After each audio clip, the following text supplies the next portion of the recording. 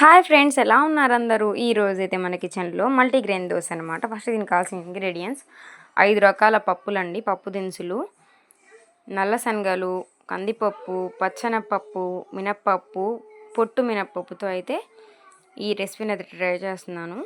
ఇది పిల్లలకి చాలా ఎనర్జీ, చాలా ప్రోటీన్ కూడా ఈ దోశలు, మామూలు దోశ కన్నా కూడా. ఫస్ట్ అయితే ఇలా నానబెట్టుకోవాలి. నానబెట్టుకున్న తర్వాత ఇలాగైతే వచ్చేస్తాయండి. ఓవర్ నైట్ అయితే సోక్ చేశాను వీటిని. సోక్ చేసుకున్న తర్వాత ఇలా అయితే గ్రైండ్ చేసేసుకోవాలి. ఇది పుల్లబడాల్సిన అవసరం అయితే లేదండి. పిండి డైరెక్ట్గా మనం సాల్ట్ కలిపేసుకొని ఓవర్ నైట్ సోక్ అయ్యాయి కదా, అంతే చాలండి. ఇంకా దోశ పోసేసుకోవడమే. దీని అరోమా అయితే చాలా బాగా వచ్చిందండి. చాలా క్రిస్పీగా, స్మెల్లే చాలా చాలా బాగా వచ్చిందనమాట. 5 రకాల పప్పులతో చేసిన చాలా క్రిస్పీగా అయితే వచ్చిందండి. ఈ దోశ మీరు పల్లీల చట్నీ, వేరుశనగ పల్లీల చట్నీతో కానీ, ఎర్రకారంతో కానీ ట్రై చేయండి. చాలా టేస్టీగా, ఎమ్మీగా కూడా ఉంటుంది. పిల్లలకి చాలా ప్రోటీన్ కూడా.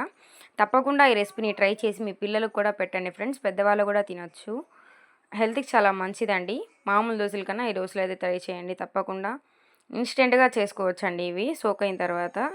తప్పకుండా ఈ రెసిపీని ట్రై చేయండి. ట్రై చేసి ఎలా ఉందో నాకు కామెంట్ చేయండి friends. Please like, share, subscribe to my YouTube channel.